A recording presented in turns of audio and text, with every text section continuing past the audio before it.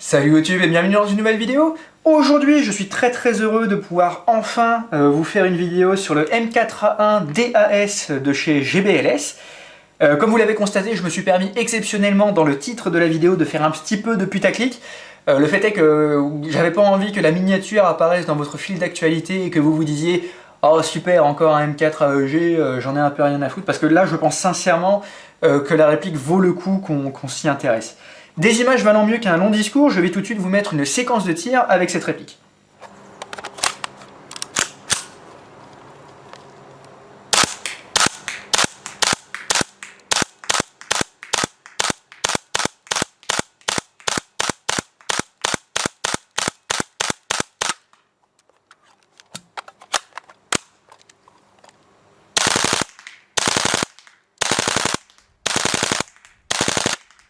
Alors, qu'est-ce que vous venez de voir? Si je devais résumer en deux mots, vous venez de voir un AEG, mais qui, lorsque vous vous en servez, donne l'impression d'être un GBBR. Si je devais résumer la réplique en quelques mots, je dirais ça, quoi. C'est un GBBR, mais qui fonctionne avec une batterie. Alors, c'est pas du tout un GBBR, ça fonctionne pas du tout à gaz, mais la manipulation et les sensations que vous avez lorsque vous vous en servez se rapprochent vraiment d'un GBBR. C'est-à-dire que lorsque vous armez la réplique, vous avez vraiment le bol carrière qui va en arrière. Vous mettez un chargeur, vous tirez le bol carrière, il se bloque en arrière. Vous avez le bol catch qui est fonctionnel, vous appuyez, ça revient en avant. Et pourtant, c'est vraiment une réplique qui fonctionne avec une batterie, quoi. Et c'est sur un plan technologique, sur le papier, moi je trouve que c'est vraiment génial parce que vous avez en quelque sorte le meilleur des deux mondes. Vous avez le réalisme, les sensations de tir d'un GBBR, mais vous avez également les avantages d'un AEG, donc la stabilité d'un tir à l'autre, hein, on verra dans la vidéo de tir le passage chronile, il y a très peu de différence de FPS d'un tir à l'autre. Vous avez une réplique qui est stable, qui est fiable, notamment qui ne souffre pas trop des différences de température ou de l'humidité. Vous avez des chargeurs qui contiennent pas mal de billes. Alors je sais pas exactement, je crois que c'est 45 billes par chargeur à peu près, donc c'est pas énorme non plus, mais c'est quand même plus que la plupart des GBBR. Vous avez de la stabilité lorsque vous faites des rafales, hein, vous pouvez tirer un chargeur entier en rafale par 0 degré, normalement il n'y a pas de souci, ça fonctionne très bien. Et donc c'est à se demander comment ça fonctionne, donc on va regarder un petit peu à l'intérieur pour voir. Donc en plus ça se démonte pour le coup de façon assez réaliste, hein, vous enlevez le chargeur, vous poussez la goupille ici et vous pouvez casser la réplique en deux comme cela et vous faites venir hop, le bol carrière, le levier d'armement. Ce que je vais faire, je vais aussi retirer le upper. Donc c'est assez curieux, vous avez en gros le bas d'une gearbox avec un bol carrière qui fait pas mal penser à un bol carrière de GBBR au final. Cela dit, si on regarde en dessous, on voit qu'il y a un mécanisme pneumatique qui fait un peu penser tout bêtement à un spring de type VSR10. Vous voyez ici qu'il y a un piston avec un ressort, un cylindre. Et qu'est-ce qui se passe en gros? Lorsque vous tirez avec la réplique, donc vous avez le cire ici, qui, lorsque la réplique est armée, retient le piston qui est en position arrière. Donc vous avez le cire qui relâche le piston va en avant puisqu'il est poussé par le ressort ici. Ça fait de l'air comprimé qui passe par le nozzle, ça pousse la bille à travers le bloc hop-up et le canon. Ensuite, vous avez dans un second temps le sector gear ici, ou l'équivalent du sector gear, qui va tirer le bol carrière en arrière. Donc au passage, vous avez le piston qui se réarme et qui est accroché par le cire. Et lorsque le bol carrière est en arrière, vous avez le ressort à l'intérieur du tube de crosse qui ramène le bol carrière en avant. Et au passage, ça attrape une bille dans le chargeur, ça la chambre dans le bloc hop-up. Donc c'est un fonctionnement somme toute qui est relativement simple, c'est à se demander pourquoi personne n'avait fait ça jusqu'à présent. Mais c'est un fonctionnement qui est réaliste, quoi. Pendant qu'on y est, on va regarder un petit peu le bloc hop-up. Donc on va pouvoir le voir, je l'espère, comme ceci. Je vais essayer de zoomer un petit peu. Hop. Donc voilà le bloc hop-up, vous voyez le trou qui est en dessous, juste ici. C'est par ce trou qu'on peut régler le hop-up. En fait, la réplique est livrée avec une longue clé Allen, un petit peu comme avec les GBBR VFC, vous savez. Et donc avec la clé Allen, vous tournez, ce qui vous permet d'augmenter ou de diminuer l'effet hop-up. Alors bon, c'est pas forcément super pratique, mais ça se fait, quoi. Soit dit en passant, donc le bloc hop-up est propriétaire. En revanche, ça utilise des joints et des canons internes type AEG. Donc on l'a vu, il y a quand même un ressort à comprimer, ce qui veut dire que lorsque la réplique n'est pas armée, le levier d'armement est quand même assez dur à manipuler. Il faut quand même pas mal de force pour le ramener en arrière. Une fois qu'il est armé, par contre, là je peux m'en servir beaucoup plus facilement. Et ce qui est amusant, c'est que pour le coup, même sans batterie, là il n'y a pas de batterie installée à l'intérieur de la réplique, je peux quand même me servir de la réplique. Ça fonctionne exactement comme un spring. Alors bon, je pense pas que ça servira à grand chose, mais quelque part c'est intéressant qu'on puisse s'en servir comme un spring également. Je vais vous montrer le câblage. Donc la batterie se met dans la crosse, pas dans le tube de crosse, hein, forcément parce qu'il n'y a pas la place, il y a le système blowback dans la crosse, mais donc voilà à quoi ressemble le câblage. Alors très curieusement, d'origine vous avez le droit à une connectique en mini DINS. Alors pourquoi mini DINS? Ça par contre je dois bien avouer que je n'en sais rien. Parce que bon, il n'y a pas énormément de place, mais il y a la place de mettre du DINS normal. Donc c'est un choix un peu curieux, mais bon, pourquoi pas. Ici, j'ai une batterie GEP 11.1 volts avec du coup une connectique en mini DINS. Dès que j'aurai fait les vidéos, moi vous savez, je préfère montrer toujours les répliques en configuration d'origine, mais dès que j'aurai fini mes vidéos, je pense que je câblerai ça en DINS, ce sera quand même plus pratique. Et donc voilà ce que ça donne avec une batterie.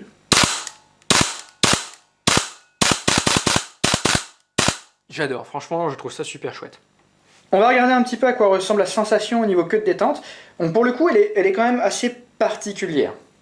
Je vous montre. Donc, on a un tout petit cran ici, qui est vraiment tout petit. Et là, on a un mur qui est très très dur. Il faut appuyer vraiment fort. Je dirais aux alentours de peut-être 3 kg, quoi. Clac. Donc il n'y a pas beaucoup d'overtraven. Vous voyez, là, je ne peux pas appuyer davantage sur la détente. Le trigger reset. On entend un petit clic.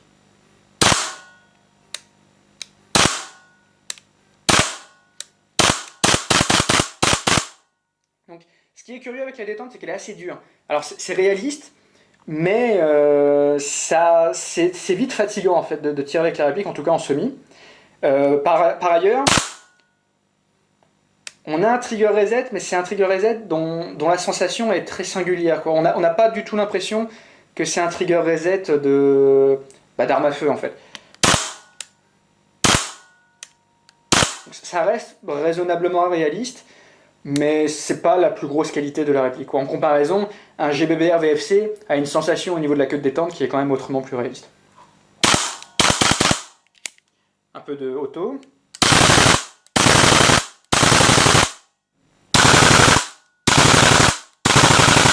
La cadence de tir n'est pas énorme, hein. J'avais regardé au chronie, c'est à peu près 11 billes par seconde, ce qui est vraiment pas énorme, hein. Mais comme on a un ball carrier et tout, on a quand même des sensations. On n'a pas besoin d'avoir une cadence de tir de fou pour avoir des sensations. Après, si c'était quand même un tout petit peu plus de cadence, un tout petit peu plus sec au niveau du cycle, ce serait pas un mal. En fait, je suis curieux de voir si avec une connectique en DINS large, ce serait pas un peu meilleur. Parce que le cycle est sympa, mais il est un tout petit peu mou du genou, on va dire. C'est pas aussi sec qu'avec un GBBR quand même. Pendant qu'on y est, on va jeter un coup d'œil à la réplique d'un peu plus près. Donc c'est, en termes de look et tout, c'est un M4A1 relativement standard, qui est full métal. On notera quand même la poignée type PTS. Ils n'ont pas mis une poignée basique, pour une raison que je ne saurais pas vous dire. Alors on a des marquages sur le corps. Alors bon, les marquages, à ce prix-là, j'aurais bien aimé que ce soit du gravé en creux, quoi. C'est pas super laid, mais ça pourrait être plus sympa. Donc c'est des marquages airsoft assumés avec DAS, M4A1 carabine, BB 5,95 mm. Garde-main, très standard là aussi.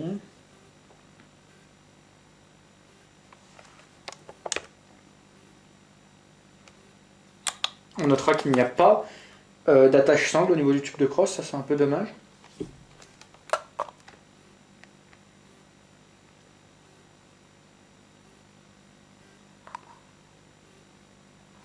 On peut jeter un coup d'œil au chargeur également. Donc les chargeurs qui sont propriétaires bien sûr, hein.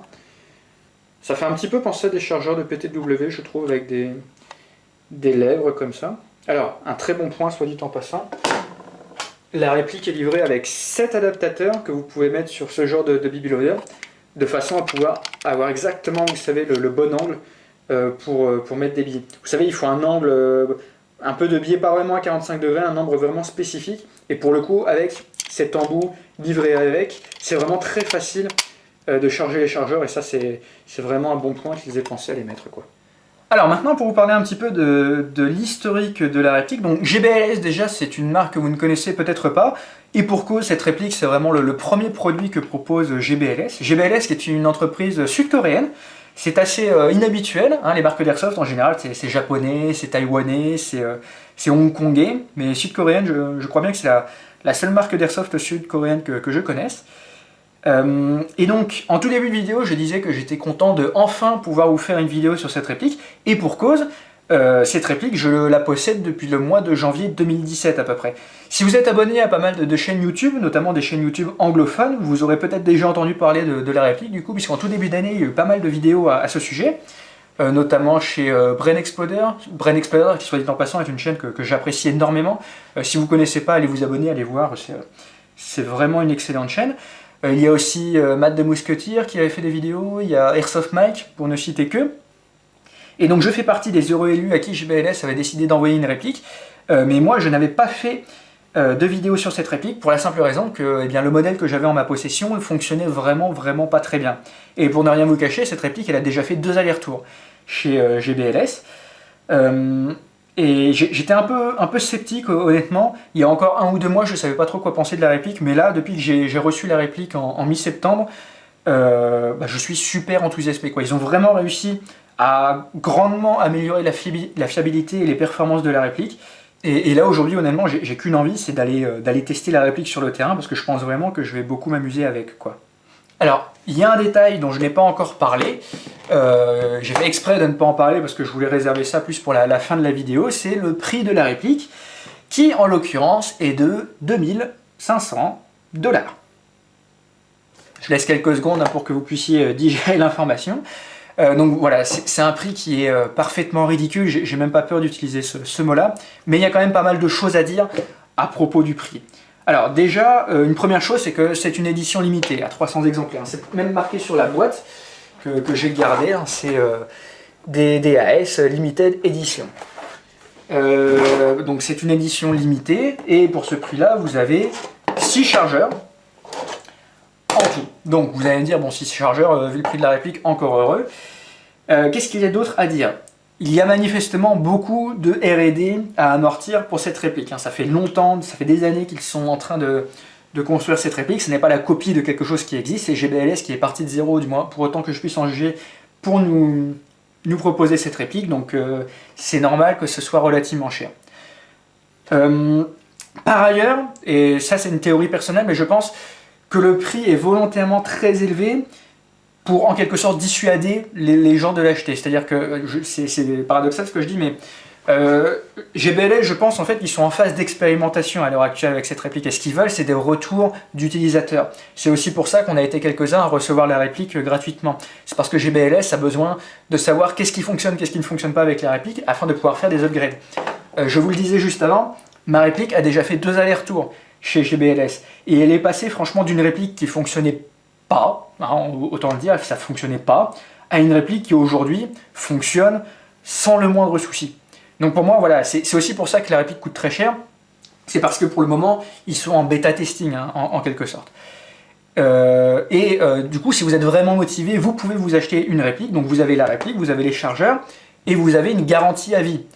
Ce qui, pour le coup, n'est pas négligeable. Ça veut dire que non seulement, si vous avez un souci avec la réplique, vous renvoyez la réplique à GBLS et ils vous la réparent, mais ça veut également dire que lorsque GBLS produit de nouvelles upgrades pour vous la réplique, eh bien, ils rapatrient la réplique, ils vous installent les upgrades et ils vous renvoient la réplique. Tout ça à leurs frais. Moi, j'ai envoyé 2 fois la réplique, les 2 fois, je n'ai pas payé de frais de port. Ils ont tout pris à leur charge, et ça, c'est quand même sympa. Donc tout ça pour dire qu'à l'heure actuelle, la réplique coûte effectivement très cher, mais je pense que c'est vraiment parce que la réplique est en phase de test, de prototypage, d'expérimentation et tout le tintouin. Je pense que dans un second temps, il y aura un modèle de série qui ne sera plus une édition limitée qui sera disponible, et je pense que cette version-là coûtera beaucoup moins cher. Alors, je pense qu'elle coûtera quand même cher, je pense qu'elle coûtera plus de 1000 $, Mais si sortait la réplique pour entre, je dirais, 1000 et 1500 $, bah, ça resterait une réplique très chère, mais qui serait déjà un petit peu plus abordable que les 2500 $ demandés à l'heure actuelle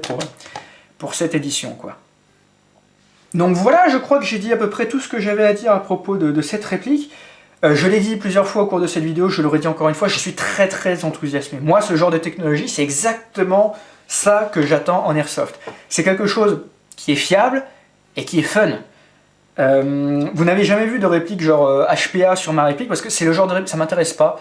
Avoir une réplique qui est plus précise, qui porte plus loin, ce genre de choses, c'est bien, je dis pas le contraire, mais moi ça ne m'intéresse pas. Ce qui m'intéresse, ce sont les sensations. C'est pour ça que je suis notamment un gros fan des EBBR.